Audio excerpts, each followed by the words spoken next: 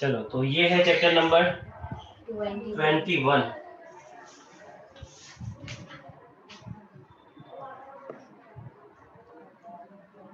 Chapter का नाम है न्यूरल कोऑर्डिनेशन एंड कंट्रोल, बराबर। तो इंट्रोडक्शन से शुरू करते हैं। पहले तो न्यूरल कोऑर्डिनेशन ऐसा वर्ड है, तो कोऑर्डिनेशन क्या है? तो उसके लिए सबसे पहले समझाया है कि कोऑर्डिनेशन आप किसे कहेंगे। तो बॉडी के अंदर बहुत सारी अलग अलग प्रोसीजर चल रही होती है और उन सारे प्रोसीजर को आपस में हमें सिंक्रोनाइज या तो कोऑर्डिनेट करना होता है। इसका मतलब है ये सारे फंक्शंस कहीं ना कहीं एक दूसरे के साथ जुड़े हुए हैं। आप अगर देखेंगे तो बहुत सारे ऑर्गन्स, टिश्यूज, सेल्स आपस में एक दूसरे के साथ क्या कर रहे हैं? इंटरेक्ट कर रहे हैं। तो देखो ये दो या उससे ज्यादा ऑर्गन्स का इंटरेक्शन चल रहा है। अब ये बहुत सारे फंक्शंस कर रहे हैं और इनके फंक्शंस कहीं ना कहीं आपस में एक दूसरे को अफेक्ट करते हैं। ये सारी प्रोसीजर हमें कोऑर्डिनेट करनी है, हमें सिंक्रोनाइज करनी है एक तरीके से। तो यहाँ ऐसे लिखा है कि जैसे आप देखो यहाँ पर अलग अलग इंसान लिखा है। तो एक कंपनी के अंदर बहुत सारे फंक्शंस होते हैं। एक कंपनी के अंदर सिक्योरिटी का भी फंक्शन है, एक कंपनी के अंदर मैन्युफैक्चरिंग प्रोसेस का भी पार्ट है, कंपनी के पास मार्केटिंग सेक्शन भी होता है, कंपनी के पास आप देखो तो क्लीनिंग और हाइजीन मेंटेनेंस के लिए भी स्टाफ होता है। और इसके अलावा हम देख पाएंगे कि कंपनी के रेगुलर मेंटेनेंस के लिए इलेक्ट्रिशियन या आईटी कंप्यूटर स्टाफ भी होगा। इसके साथ साथ मैनेजमेंट स्टाफ, इसके साथ साथ एक अकाउंटिंग या फाइनेंस स्टाफ भी होगा। और इन सबको कोऑर्डिनेट करने के लिए हमें एक मैनेजर चाहिए या कोऑर्डिनेटर चाहिए, क्योंकि ये सारे काम एक ही कंपनी के हैं, ये सारे डिपार्टमेंट एक ही कंपनी के हैं और इसे आपस में सिंक्रोनाइज करके रखना है। क्योंकि जो डिलीवरी है प्रोडक्ट की वो तभी होगी जब प्रोडक्शन जितना होना चाहिए उतना हो गया। अगर कंपनी की सिक्योरिटी का ख्याल नहीं रखा तब भी प्रॉब्लम हो सकता है। कंपनी का फाइनेंस अगर बराबर से नहीं देखा गया तब भी प्रॉब्लम है। अगर कंपनी के एचआर डिपार्टमेंट में क्वालिटी नहीं है और वो अच्छे एम्प्लॉय को जॉब पे नहीं रख रहा है तब भी हैम्पर हो सकता है प्रोडक्शन। तो कहते हैं कि यहाँ पर बहुत सारे फंक्शंस हैं और जब बहुत सारे फंक्शंस हो अलग अलग तरीके के और ये सारे फंक्शंस आपस में हमें सिंक्रोनाइज करने की जरूरत हो तो उसी प्रोसेस का नाम है कोऑर्डिनेशन। सारे फंक्शंस को आपस में इस तरीके से सिंक्रोनाइज करना कि जिससे हमारा काम और बेटर और क्वालिटेटिव हो। ऐसा एग्जांपल हम ये भी लिख सकते हैं कि सेंट्रल गवर्नमेंट के पास बहुत सारी मिनिस्ट्री है, वाटर मिनिस्ट्री, डिफेंस मिनिस्ट्री है और इसके साथ साथ आप देखेंगे तो water ministry, defence ministry, water ministry अभी बनाई गई, इसके साथ साथ ये होम मिनिस्ट्री है। तो ऐसे अलग अलग सेक्शंस हैं और ये सारे सेक्शन कहीं ना कहीं एक ही कंट्री के मैनेजमेंट के लिए है। तो उसके लिए सबसे हमने एक बड़ा हेड बिठा के रखा है कोऑर्डिनेटर, जो आपस में कोऑर्डिनेशन करेगा। और वो कौन होता है? Prime minister. Mostly prime minister main coordinator होते हैं, उसके ऊपर होते हैं प्रेसिडेंट, बराबर। वो आगे का कोऑर्डिनेशन देखते हैं, वो सबसे सबसे ऊपर वही है। तो हमारे यहाँ पर भी ऐसा है, हमारी बॉडी में बहुत सारे ऑर्गन्स हैं, सब अलग अलग काम कर रहे हैं पर है तो बॉडी एक ही और उन सब के फंक्शंस एक दूसरे पे असर भी करते हैं, उन सब के फंक्शंस की दूसरे ऑर्गन्स में भी इफेक्ट है। इसीलिए हमें उन सारे फंक्शंस को सिंक्रोनाइज करने की जरूरत है। ये सारे फंक्शंस ऑर्गन्स के सिंक्रोनाइज क्यों करने हैं? क्योंकि हमें बॉडी में होमियोस्टेसिस, मतलब कि एक नॉर्मल कंडीशन जिसे बॉडी की कहते हैं, हमें उसे मेंटेन करके रखना है। होमियोस्टेसिस उस प्रोसेस को कहते हैं कि जो पहले से ही बॉडी में प्री डिसाइडेड है। होम मतलब घर, स्टेसिस वर्ड स्टेबल से आया। इसका मतलब ये हुआ कि हमारी बॉडी में कुछ चीजें ऐसी है जो प्री फिक्स्ड है, जैसे हार्ट बीट, जैसे प्रेशर, जैसे रेस्पिरेटरी रेट। अगर ये बढ़ जाता है तो कम करना पड़ेगा, अगर ये कम हो जाता है तो बढ़ाना पड़ेगा। इन शॉर्ट होमियोस्टेसिस मतलब पहले से ही प्री फिक्स्ड जो ऑप्टिमम लेवल या आइडियल लेवल है वो फिक्स है और उसे मेंटेन रखना। मतलब बॉडी के लिए कुछ चीजें हैं और उनका अमाउंट, उनका लेवल पहले से ही प्री फिक्स्ड है। उसी आइडियल लेवल तक, उसी ऑप्टिमम लेवल तक हमें उस प्रोसेस को बनाए रखना, उसी को कहते हैं होमियोस्टेसिस। सपोज होमियोस्टेसिस में हम एक एग्जांपल ले तो होमियोस्टेसिस में एक एग्जांपल ले सकते हैं हम लोग ब्लड प्रेशर। ब्लड प्रेशर में एक एग्जांपल लेते हैं, ऐसा तो बहुत सारी रिएक्शन में होम्योस्टेसिस की जरूरत है, पर एक एग्जांपल ब्लड प्रेशर ले रहे हैं। एक इंसान का नॉर्मल ब्लड प्रेशर होना चाहिए कितना, 120 बाय 80 mm ऑफ Hg, इतना नॉर्मल होता है। अगर सपोज एक इंसान का ब्लड प्रेशर उससे बढ़ के ज्यादा हो गया, तो ब्लड प्रेशर नॉर्मल कितना होता है, 120 बाई 80, ये नॉर्मल रेंज है। मतलब बॉडी को पता है कि आइडियल क्या होना चाहिए, उसका आइडियल या ऑप्टिमम है। अगर किसी रीजन से मानो कि ब्लड प्रेशर आपके फ्लक्चुएट होके गिर गया और पहुंच गया कहाँ, तो हम इसे नीचे की तरफ ले जाते हैं, ये पहुंच गया 92 और ये पहुंच गया 62, इतना डाउन चला गया ब्लड प्रेशर, तो ये आइडियल नहीं है, ये आइडियल। अब जब ऐसी कंडीशन क्रिएट होगी कि बॉडी के अंदर ब्लड प्रेशर का लेवल जितना फिक्स किया गया है, बॉडी को जिस अमाउंट में ब्लड प्रेशर चाहिए, अगर उससे भूल से भी कम हो गया, तो अब तुरंत ही बॉडी के ऑर्गन्स काम में लग जाएंगे, वो भी सिंक्रोनाइज्ड या तो फिर कोऑर्डिनेटिंग फैशन के अंदर, और हमारी बॉडी को वापस बैक टू नॉर्मल लेके आएंगे। होम्योस्टेसिस बैक टू नॉर्मल लाने की बात है, जो पहले से आइडियल जो डिसाइड किया गया है वहां तक पहुंचने की बात है। ये कम हो गया तो हमें ब्लड प्रेशर को बढ़ाना होगा और बढ़ा के वापस नॉर्मल लेवल पे लाना होगा। अगर सपोज इसकी जगह उल्टा हुआ, ब्लड प्रेशर 140 बाय 1110 हो गया, सॉरी 110 हो गया, मतलब 110 हो गया, तो उसे कम करना पड़ेगा और 120-80 के आसपास आना पड़ेगा, जो आइडियल है। इसी प्रोसेस को होम्योस्टेसिस कहते हैं। होम्योस्टेसिस का मतलब ये है कि जो आइडियल कंडीशन बॉडी ने अपने लिए प्रीफिक्स्ड की है, बॉडी को उसी लेवल को मेंटेन करना है। कम हो जाए तो बढ़ा दो, बढ़ गया है तो कम कर दो, और एक लेवल जो फिक्स है वहां आप बैक टू नॉर्मल ला दो। होम्योस्टेसिस मैकेनिज्म में बॉडी सारी चीजों को बैक टू नॉर्मल लाती है। इसके लिए बहुत सारे कोऑर्डिनेशन की हमें जरूरत है, बहुत सारे ऑर्गन्स को कोऑर्डिनेट करने की जरूरत है। कैसा, तो कोऑर्डिनेशन को बेटर वे में समझाने के लिए यहाँ पर एक एग्जांपल भी दिया है, एक्सरसाइज। तो कोऑर्डिनेशन का एग्जांपल है exercise. In starting of exercise एक इंसान नॉर्मल रेस्टिंग कंडीशन में था, आराम कर रहा था, और अब उसने क्या शुरू कर दिया, एक्सरसाइज। तो जब भी हम फिजिकल एक्सरसाइज करते हैं तो हमारे सेल्स का काम बढ़ जाता है। आपकी एक्सरसाइज की वजह से सेल्स को ज्यादा एनर्जी की जरूरत है, इसलिए एनर्जी डिमांड इंक्रीज होती है। और अगर एनर्जी डिमांड इंक्रीज होगी तो देखो कौन कौन से ऑर्गन्स को आपस में कोऑर्डिनेट होना पड़ेगा, ये दिखाया है। आपकी एनर्जी की डिमांड क्यों बढ़ गई, क्योंकि आप एक मस्कुलर एक्टिविटी कर रहे हैं और आपने अपनी मस्कुलर एक्टिविटी को इंक्रीज कर दिया है। एक्सरसाइज करेंगे तो आपकी मस्कुलर एक्टिविटी क्या होगी, इंक्रीज।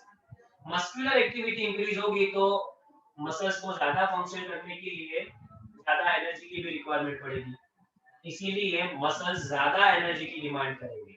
और ये सब कुछ फुलफिल कब हो पाएगा, ये तभी हो पाएगा जब हमें ज्यादा ऑक्सीजन मिले, क्योंकि ज्यादा एनर्जी का प्रोडक्शन करना मतलब आपको ऑक्सीजन का सप्लाई भी बढ़ाना होगा। ऑक्सीजन का सप्लाई बढ़ाना है तो उसके लिए कौन कौन से ऑर्गन को काम करना होगा, उसके लिए ऑक्सीजन का लेवल इंक्रीज करने के लिए हमें रेस्पिरेशन रेट को या ब्रीदिंग रेट को बढ़ाना पड़ेगा। तो देखो डायाफ्राम का प्रोसेस फास्ट हो गया, यहाँ पर ज्यादा ऑक्सीजन चाहिए था तो डायाफ्राम को ज्यादा कॉन्ट्रैक्शन और रिलैक्सेशन करना पड़ा। इवन लंग्स का फंक्शन भी बढ़ गया, क्योंकि लंग्स को ज्यादा ऑक्सीजन आल्वेओली से ब्लड में भेजना पड़ा।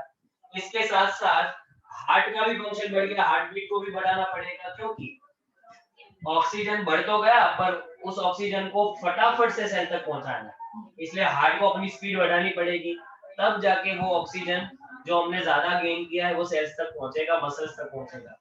और ऐसा करने के लिए हार्ट बीट के साथ साथ हम ब्लड फ्लो को भी ब्लड वेसल्स में इंक्रीज करवाते हैं। जितना ज्यादा ब्लड जाएगा ऑर्गन्स या सेल्स तक, उतना ज्यादा उनको ऑक्सीजन एंड न्यूट्रिशन दोनों मिल जाएगा। तो यहाँ देखो कितना बड़ा कोऑर्डिनेशन है, यहाँ हार्ट कोऑर्डिनेट हो रहा है, यहाँ पर डायाफ्राम कोऑर्डिनेट हो रहा है, लंग्स को कोऑर्डिनेट होना पड़ा, वेसल्स को कोऑर्डिनेट होना पड़ा। कहीं ना कहीं आप देखेंगे तो फंक्शन एक ही है, एनर्जी की डिमांड का बढ़ना है और उसे पूरा करना है, पर उस फंक्शन को करने के लिए बहुत सारे ऑर्गन्स को पार्टिसिपेट करना पड़ा। और ये सब आपस में सिंक्रोनाइज वे में काम करेंगे तभी होगा। सपोज डायाफ्राम का काम बढ़ गया, डायाफ्राम और लंग्स ज्यादा ऑक्सीजन ब्लड तक पहुंचाने लगे, पर अगर हार्ट बीट ना बढ़े तो, और ब्लड फ्लो वेसल्स के अंदर ना बढ़े तो वो मेहनत पानी में जाएगी। अगर डायाफ्राम अपना काम ढंग से कर रहा है, पर अगर हार्ट उसके हिसाब से अपना पंपिंग फास्ट नहीं कर रहा, तो सब कुछ पानी में चला जाएगा और इसका कोई रिजल्ट मिलेगा नहीं। इसलिए कोऑर्डिनेशन का मतलब है कि सिंक्रोनाइज्ड वे में काम करना। ऐसा कहते हैं कि ग्रुप या टीम उसे ही कहते हैं कि जिसमें काम को डिवाइड कर दिया जाए और उस काम को और क्वालिटेटिव कर दिया जाए। सिंक्रोनाइज्ड वे में अगर काम हो तभी हम कह सकते हैं कि वो टीम है। तो यहाँ पर ये कोऑर्डिनेशन का एग्जांपल है। अब दोबारा एक कोऑर्डिनेशन का एग्जांपल लेते हैं। एक्सरसाइज कंप्लीट हो गई। अगर एक्सरसाइज पूरी हो जाती है आफ्टर द एक्सरसाइज या after the completion of exercise बंद हो जाएगी, तो आपकी फिजिकल एक्सरसाइज आपने स्टॉप कर दी, तो आपकी एक्टिविटी कम हो गई, तो आपको ऑक्सीजन चाहिए कम, आपकी नीड कम हो गई, एनर्जी नीड कम हो गई, ऑक्सीजन की नीड कम हो गई। तो अल्टीमेटली आपकी नर्व्स, लंग्स, हार्ट और किडनी वापस बैक टू नॉर्मल कंडीशन आ जाएगी। ये भी सिंक्रोनाइज पैटर्न में, जब जरूरत थी तब बढ़ाया प्रोसेस को, जब जरूरत नहीं थी तब हमने सारी चीजों को वापस बैक टू नॉर्मल कर दिया। अब ये लोग नॉर्मल कर रहे हैं, ये ऑर्गन सिंक्रोनाइज हो रहे हैं, और अब ये सिंक्रोनाइज इसलिए हुआ है क्योंकि एक्सरसाइज बंद हो गई है, इसलिए अब उतने ऑक्सीजन की जरूरत नहीं है। तो डायाफ्राम अपनी कंडीशन को देख लेगा, बॉडी के अंदर कंडीशन को पकड़ लेगा और पहचान के अपने फंक्शन को स्लो कर देगा। लंग्स रेस्पिरेशन ब्रीदिंग प्रोसेस को स्लो कर देंगे, हार्ट रेट वापस कम हो जाएंगे, और जो फास्ट फ्लो हो रहा था ब्लड का वो भी स्लो हो जाएगा। तो जैसी जरूरत उस हिसाब से ऑर्गन्स काम करते हैं और सिंक्रोनाइज और कोऑर्डिनेटिंग में। ये एक एग्जांपल है कोऑर्डिनेशन का। तो functions of muscles, lungs, heart, blood vessels, kidney और बाकी सारे ऑर्गन्स के जो भी फंक्शंस थे वो इसी तरीके से कोऑर्डिनेटिंग वे में चलते हैं। क्यों? क्योंकि हम फिजिकल एक्सरसाइज को परफॉर्म कर रहे थे और उसमें जैसी जरूरत थी उस तरीके से ऑर्गन ने आपस में सिंक्रोनाइजेशन दिखाया या कोऑर्डिनेशन दिखाया। अगर कंपनी में मार्केटिंग डिपार्टमेंट बहुत ही अच्छा मार्केटिंग करके कस्टमर को अट्रैक्ट करवा रहा है, और अगर मैन्युफैक्चरिंग डिपार्टमेंट प्रोडक्ट में क्वालिटी ही नहीं दे रहा, तो वो प्रोडक्ट कभी आपकी बराबर से सेल नहीं होगी। कंपनी में प्रोडक्शन ज्यादा होगा और वो क्वालिटेटिव होगा, और इसके साथ साथ मार्केटिंग डिपार्टमेंट भी प्रॉपर मार्केटिंग स्ट्रेटेजी के साथ काम कर रहा होगा, तभी वो प्रोडक्ट ज्यादा बिकेगी और प्रॉफिट ज्यादा होगा। और फाइनेंस डिपार्टमेंट अगर प्रॉपर तरीके से फाइनेंस का अरेंजमेंट ना करे, रिसोर्सेज को कैसे यूज करना, मशीनरीज और लोगों से काम कैसे करवाना, अगर मैनेजर अपना प्रॉपर काम ना करे तो हमारे पास लोग ज्यादा होंगे पर काम भी उतना निकलेगा, और मैनेजर अच्छा होगा तो कम लोगों में और कम पैसे में भी ज्यादा प्रोडक्शन हो सकता है। इसका मतलब है कि हर एक डिपार्टमेंट को सिंक्रोनाइज होना पड़ेगा और बेटर वे में अपना क्वालिटी, हाई या सुपीरियर क्वालिटी देनी होगी, तभी जाके अल्टीमेटली जो मेन पर्पस है वो फुलफिल होगा। यहाँ पर भी वैसा ही है, हर एक ऑर्गन को बेटर वे में सिंक्रोनाइज तरीके से काम करना है।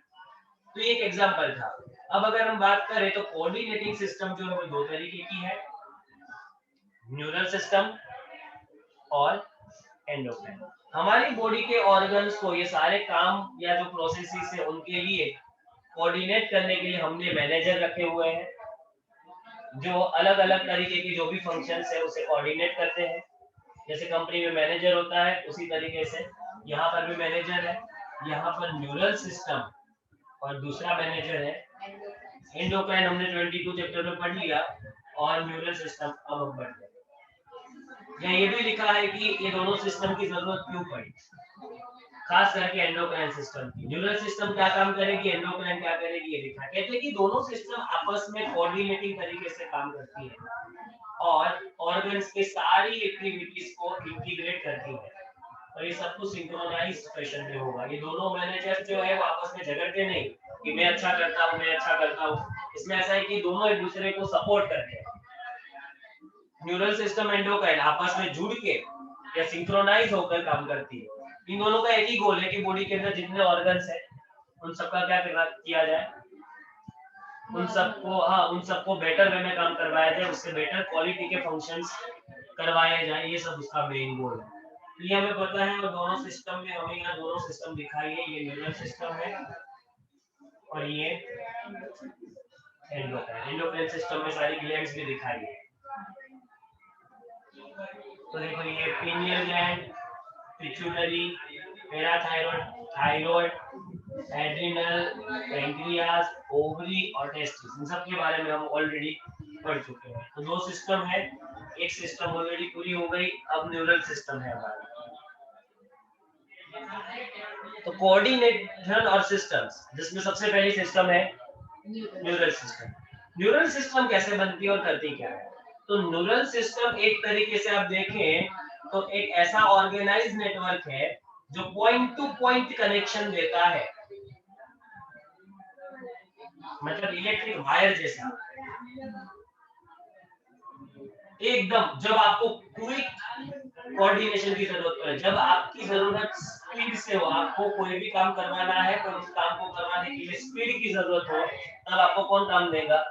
Neural system. क्योंकि न्यूरल सिस्टम इसलिए स्पीड दे सकता है क्योंकि उसका टारगेट जहां है और जहां से मैसेज निकलते हैं उन दोनों के बीच में हमने नर्व्स नाम के वायर बिठा के रखे। इससे मैसेज जैसे ही ब्रेन से निकलेगा तो टारगेट ऑर्गन तक फटाक से पहुंच जाएगा, क्योंकि जहां से मैसेज निकल रहा है वहां से लेके जहां मैसेज देना चाहते हैं वहां तक हमारा कनेक्शन हमने बिल्ड करके रखा है। इसीलिए काफी स्पीडी है, एक्सट्रीमली स्पीडी है। एंडोक्राइन सिस्टम का कैसा कहना है कि एंडोक्राइन सिस्टम जो है वो स्लो वर्किंग करती है पर कंटिन्यूअस वर्किंग करती है। तो एंडोक्राइन सिस्टम का कंट्रोल हार्मोन्स के जरिए है, पर हार्मोन्स अपने टारगेट तक डायरेक्ट नहीं पहुंचते, वो ब्लड में जाते हैं और फिर ब्लड से अपने टारगेट तक पहुंचने और इस बीच में काफी क्या हो जाएगा, वक्त लग जाएगा। तो एंडोक्राइन सिस्टम का मोस्टली हमें रिक्वायरमेंट ऐसे है कि एंडोक्राइन स्लो जो है वो कोऑर्डिनेशन करता है, पर हाँ उसका कोऑर्डिनेशन कैसा है? कांस्टेंट। इसमें पॉजिटिव चीज जो है वो कांस्टेंट वाली है कि भले स्लो काम कर रहा है पर कांस्टेंट करेगा। और ऐसा इसलिए करना पड़ा क्योंकि सेल्स को कंटीन्यूअस कोऑर्डिनेशन की जरूरत थी। न्यूरल सिस्टम क्या करता है? ऑर्गन्स को और टिश्यू को मैसेज दे देता है, बड़ों बड़ों को मैसेज दे देता है, पर जो छोटे छोटे हैं, एक्चुअल में तो हम बात करें तो हमारी जो बॉडी है वो सेल्स नाम के फैक्ट्री से बनी है। तो सेल के काम को रेगुलेट करने के लिए न्यूरल सिस्टम मैसेज नहीं दे सकता। तो ये जो स्मॉल यूनिट्स है बॉडी के, उनको मैसेज देने के लिए तो एंडोक्राइन सिस्टम ही बनानी पड़ी और ऑप्शन ही नहीं था। क्योंकि न्यूरल सिस्टम का हमारे पास जो लिमिटेशन था वो लिमिटेशन ये था कि न्यूरल सिस्टम डेफिनेटली स्पीडी और क्विक, हम ऐसा कह सकते हैं कि ये स्पीडी प्रोसेस करती है, क्विक। और इसका जो इन टाइम पीरियड है वो कैसा होता है? शॉर्ट। ये शॉर्ट टाइम के लिए ही मैसेज दे सकती है, पर देती है तब एकदम क्विक देती है, स्पीडी देती है। और प्रॉब्लम ये है कि शॉर्ट टाइम के लिए देगी, और दूसरा प्रॉब्लम ये है कि बड़ों बड़ों को मैसेज पहुंचा के चली आती है। इनका मैसेज देने का तरीका है, और ये जिनको मैसेज देती है वो जनरली किनको मैसेज देती है? तो ये ऑर्गन्स को सीधा मैसेज दे देती है या हार्डली टिश्यूज को, और सेल्स को फिर कौन मैसेज देगा? तो इसलिए हमने बनाया endocrine system. Endocrine system body के स्मॉल यूनिट सेल्स को मैसेज देंगे और न्यूरल सिस्टम ऑर्गन्स को। जैसे कि हम ऐसा कह सकते हैं कि आपने किसी चीज को देखा और थ्रिट फील किया, तो ब्रेन सीधा ही लंग्स को मैसेज देगा, डायफ्राम को मैसेज देगा, हार्ट को मैसेज देगा, और आपकी breathing speed, blood pressure, flow सब बढ़ेगा। कुत्ता जैसे आपने देख लिया और आपके पीछे भागता हुआ दौड़ा आ रहा है, तो न्यूरल सिस्टम काम करेगा, क्योंकि इस समय में हार्मोन्स निकलेंगे, ब्लड में जाएंगे, ऑर्गन्स तक पहुंचेंगे, तब तक कुत्ता काट लेगा। इसलिए यहाँ जरूरत स्पीड में है, और ये शॉर्ट टाइम के लिए ही है। कुत्ता कोई पूरी जिंदगी पीछे नहीं पड़ेगा और हम पूरी जिंदगी नहीं भागेंगे। कुत्ता घर चला गया, हम घर चले गए, उसके बाद इस चीज को वापस बैक टू नॉर्मल लाना है। तो शॉर्ट टाइम पीरियड के लिए ही हमें मैसेज देने हैं, ये लॉन्ग टाइम के लिए नहीं है। ये ऑर्गन को मैसेज पहुंचा देगा, हार्ट ऑर्गन है, डायफ्राम, किडनी, इन सब में इनका फंक्शन हो जाएगा, पर सेल्स तक नहीं। सेल्स में कंटिन्यूअस मेटाबॉलिज्म चल रहा है। सेल्स एक केमिकल फैक्ट्री है, तो वहां पर कोई ना कोई केमिकल कंटिन्यूअसली बन रहा है। उसकी स्पीड का क्या, सेल को कब कौन सी प्रोडक्ट बनानी, कितने अमाउंट में बनानी, और फिर कब बनाना है उसे, कब मतलब प्रोडक्शन स्टॉप कर देना, ये भी है। पर क्योंकि न्यूरल सिस्टम सेल्स को डायरेक्ट कनेक्ट नहीं करता, उसका कनेक्शन मेनली मेजर ऑर्गन्स और टिश्यूज तक है, इसलिए एंडोक्राइन सिस्टम बनी। एंडोक्राइन सिस्टम में हार्मोन्स ब्लड में जाते हैं और टारगेट सेल तक पहुंचते हैं। रिस्पॉन्स लो है पर कांस्टेंट। सेल का मेटाबॉलिज्म, सेल का प्रोडक्शन, सेल के प्रोडक्शन की क्वालिटी, सब कुछ मेंटेन एंडोक्राइन करवाएगा। इसीलिए दोनों सिस्टम बनाई गई, दो कोऑर्डिनेटर बनाए गए, दोनों का काम बहुत अलग अलग है। और क्यों रीजन है कि न्यूरल सिस्टम अलग से बनी, एंडोक्राइन अलग से बनी, उसका रीजन यही है, दोनों का कोऑर्डिनेशन ही अलग अलग तरीके से है। बिल्कुल, तो पूरा एक कोऑर्डिनेशन तो हम देख चुके हैं। पूरा एंडोक्राइन जो कोऑर्डिनेशन है, केमिकल कोऑर्डिनेशन जिसको नाम दिया था, वो पूरा एक अलग ही चैप्टर था। किस तरीके से हार्मोन्स सेल्स को कोऑर्डिनेट करते हैं, उनके फंक्शंस को रेगुलेट करते हैं, वो मैकेनिज्म हमने देखा। अब हम जो देख रहे हैं वो क्या है, न्यूरल सिस्टम। न्यूरल सिस्टम में न्यूरॉन यूनिट की तरह काम करता है। एज अ यूनिट हम बात करें तो न्यूरॉन एज अ यूनिट है। न्यूरल सिस्टम का मेन जो सेल है वो है न्यूरॉन, और न्यूरॉन का शेप बहुत ही ज्यादा इरेग्युलर है, काफी लंबा सेल है, पर एक तरीके से आप देखेंगे तो वो एक इरेग्युलर सेल है। ये सेल ही है पर इसका शेप अजीब सा है। हम इसे बाइकॉन्केव नहीं कह सकते, हम इसे स्फीयरिकल नहीं कह सकते, हम इसे कौन सा नाम दे हमें समझ में नहीं आता, क्योंकि ये यहाँ से देखो एक्सोन से, इसका एक्सोन नाम का पार्ट तो डंडी जैसा है, स्टॉक जैसा, यहाँ पेड़ पौधों की तरह फैला हुआ है, डाइवर्जेंट है, यहाँ पर कन्वर्जेंट दिखा रहा है वो, तो इसका शेप इरेग्युलर है। न्यूरॉन एक इरेग्युलर शेप का एक सेल है, और न्यूरॉन में बहुत से अलग अलग अलग स्ट्रक्चर है। शायद 10th में आप पढ़ गए होंगे न्यूरॉन के अलग अलग स्ट्रक्चर के बारे में। हर एक एनिमल जिसमें न्यूरल सिस्टम है वो न्यूरॉन से ही बना है। न्यूरल सिस्टम बनाने के लिए सबसे बेसिक यूनिट ही न्यूरॉन है। अब न्यूरॉन की बात करें तो न्यूरॉन की स्पेशलिटी क्या है, तो न्यूरॉन की सबसे इंपॉर्टेंट स्पेशलिटी ये है कि ये कैसे एक्साइट हो सकते हैं। ये कहीं पर होने वाला चेंज जो है उसे डिटेक्ट कर सकते हैं, स्टिम्युली जिसको कह सकते हैं स्टिम्युली। स्टिम्युली मतलब आउटर एनवायरमेंटल जो चीजें हैं, खास करके हीट, एक स्टिम्युली है। फिर आप कह सकते हैं प्रेशर, प्रेशर एक स्टिम्युली है। टच एक स्टिम्युली है। स्टिम्युली किसे कहते हैं, स्टिम्युली मतलब कोई भी ऐसा फैक्टर जो आपके बॉडी में कुछ चेंजेस करे, उसे हम स्टिम्युली कहेंगे। जैसे हीट, जैसे प्रेशर, टच, किसी ने आपकी स्किन के ऊपर कोई गरम गरम चीज रख दी, किसी ने आपकी स्किन के ऊपर प्रेस किया, किसी ने आपकी स्किन को टच किया, तो इन सब का पता आपको चल जाता है। उसका रीजन क्योंकि न्यूरॉन इसे डिटेक्ट कर सकते हैं, और न्यूरॉन ना सिर्फ इन चीजों को डिटेक्ट करते हैं कि कोई गरम गरम चीज जो है वो स्किन पे लग गई, या प्रेशर वाली कोई प्रेशर कर रहा है, या फिर कोई टच कर रहा है, कोई प्रिक कर रहा है, ना सिर्फ वो डिटेक्ट करता है, बल्कि इसे जो भी पता चला कि कुछ बदला है, कुछ चेंज हुआ है, कुछ डिफरेंस बॉडी में हुए हैं, आजू बाजू में एनवायरमेंटल कंडीशन खतरनाक है, ये सारी चीजें स्टिम्युली है। आपने कुत्ता देख लिया, वो भी एक स्टिम्युली है, वो आपकी तरफ भागा दौड़ा रहा है, ये भी एक स्टिम्युली है। उसे एनवायरमेंट में जो भी दिख गया उसे वो ना सिर्फ डिटेक्ट कर लेगा, पकड़ लेगा कि उसने क्या देखा, या उसने क्या फील किया, उसने टच फील किया, हीट फील की, प्रेशर फील, क्या फील किया, वो ना सिर्फ उसे पता चलेगा, बल्कि जो मैसेज उसे मिला है कि बाहर एनवायरमेंट में क्या हुआ या मेरी स्किन के साथ क्या हुआ, उसी मैसेज को वो रिसीव भी करता है, डिटेक्ट भी करता है, और उसे जहां पहुंचाना है ना वहां पहुंचा भी देगा। ट्रांसमिट कैसे करेगा, तो उसे स्किन में ये सारी चीजों का पता चला कि स्किन में किसी ने गरम गरम चीज टच करवा दी है, तो स्किन से सीधा मैसेज पहुंचेगा स्पाइनल कॉर्ड तक या ब्रेन तक, तो इसे पता है कि अपना मैसेज कहाँ ले जाना। ये मैसेज को डिटेक्ट करता है, उसे रिसीव करता है और उसे जहां पर पहुंचाना होता है वहां पहुंचा भी देता है, क्योंकि स्पाइनल कोड और ब्रेन वही डिसीजन टेकर है, वो डिसीजन नहीं ले सकता, उसे जो पता चला वो उतना पहुंचाएगा। हाँ बस, फिर डिसीजन तो ब्रेन या स्पाइनल कोड लेगा कि अब तुम्हें क्या करना है या किसी और ऑर्गन को क्या करना है बॉडी को बचाने के लिए।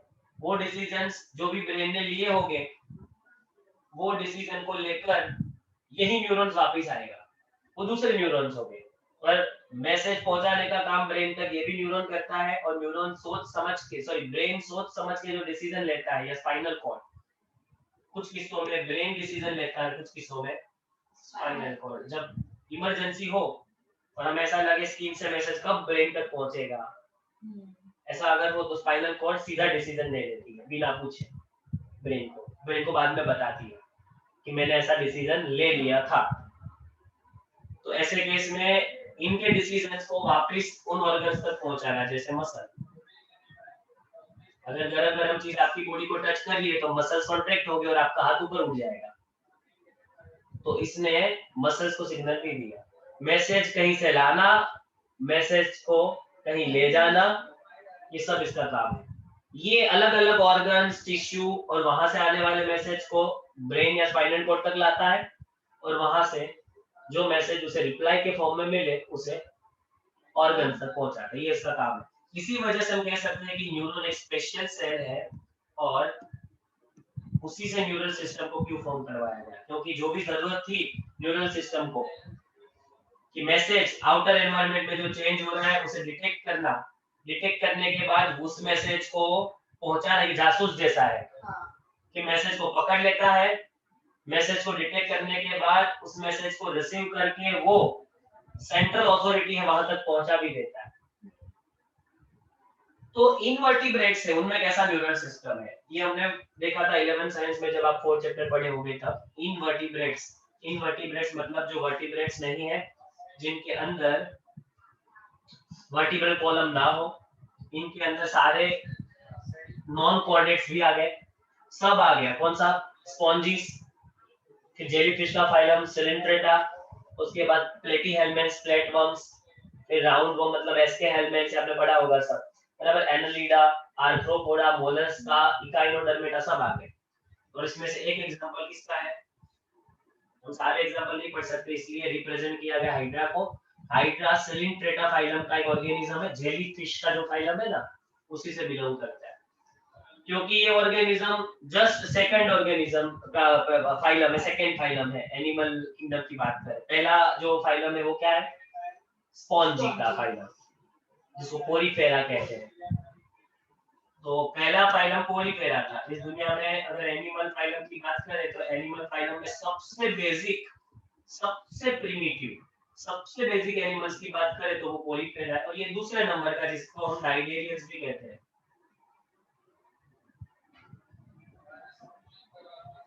तो इन ऑर्गेनिज्म का दूसरा नाम क्या है? नाइडेरियन। तो अपनी बुक में दिया है ना वो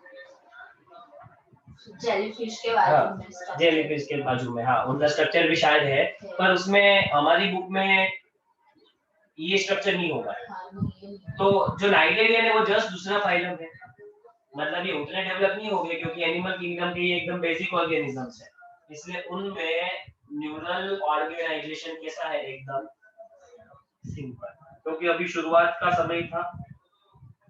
नई नई चीजें जब शुरू होती है तब तो उतनी क्वालिटी वाली नहीं होती है।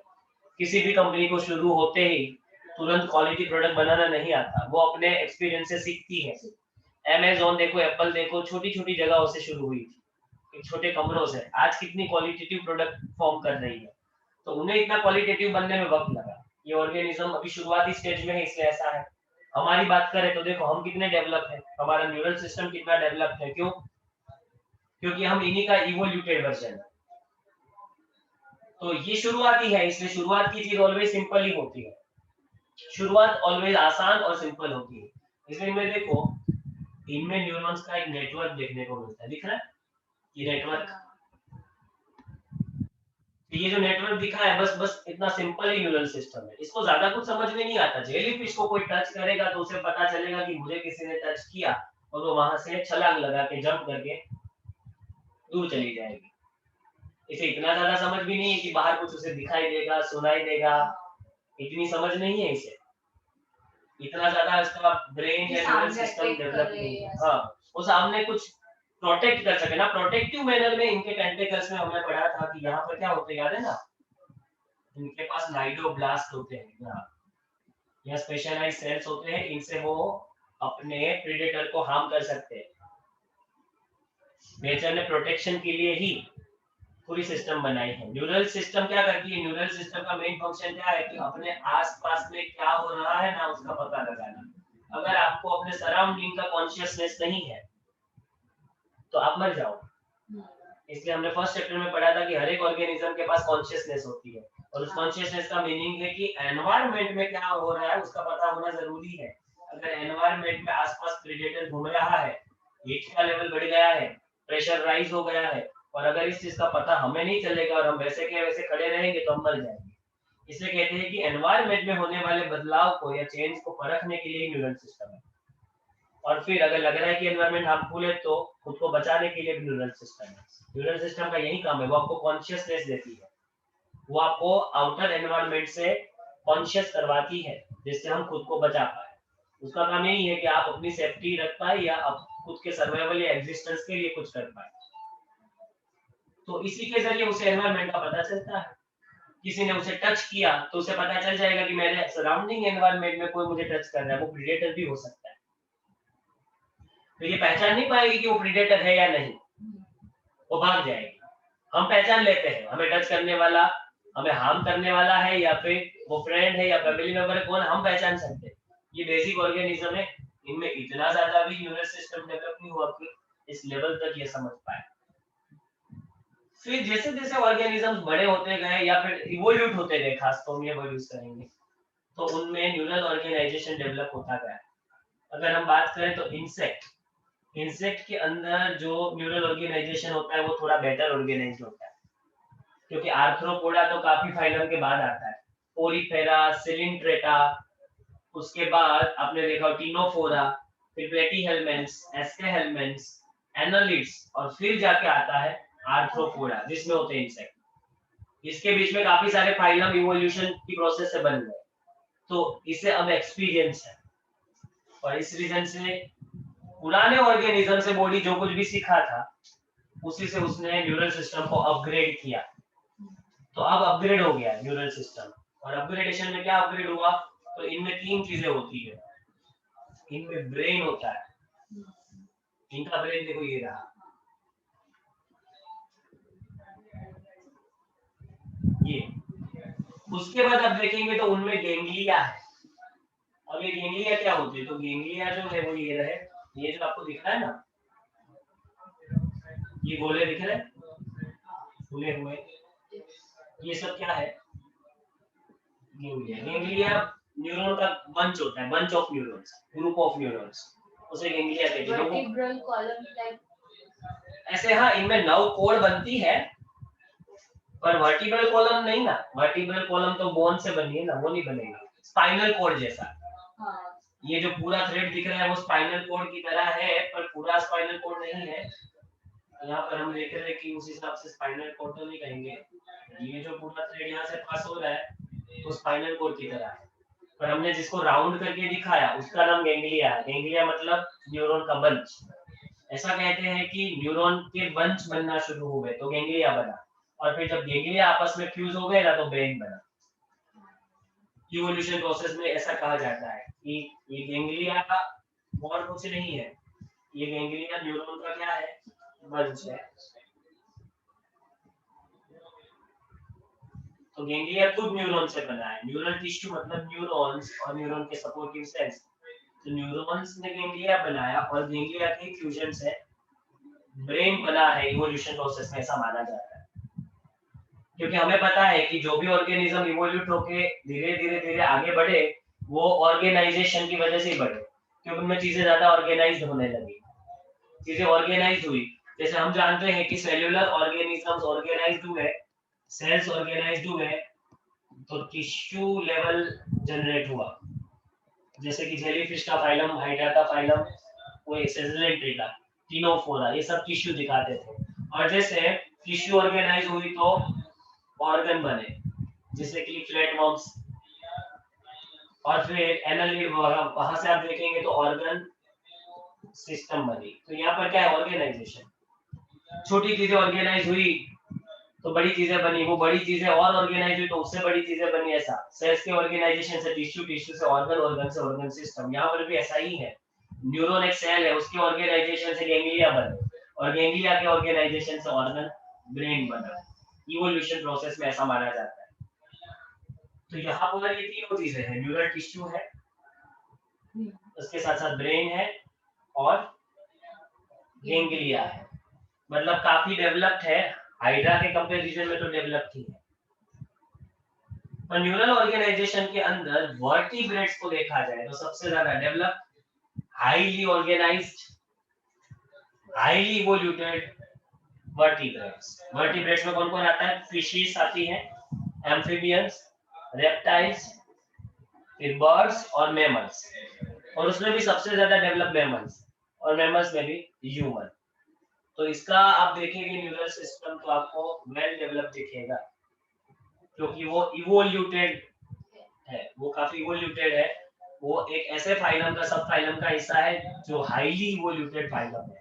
तो यहाँ पर आपने देखा कि वर्टिब्रेट्स का न्यूरल सिस्टम काफी डेवलप है, वेल डेवलप ब्रेन है, स्पाइनल कॉर्ड है, और ये सारी स्पाइनल कॉर्ड और ब्रेन से निकली हुई नर्व, इन सब से बनता है इनका न्यूरल सिस्टम। यहाँ पर दिखाया भी है। यहाँ से एक नया टॉपिक शुरू होगा जिसका नाम है ह्यूमन न्यूरल सिस्टम।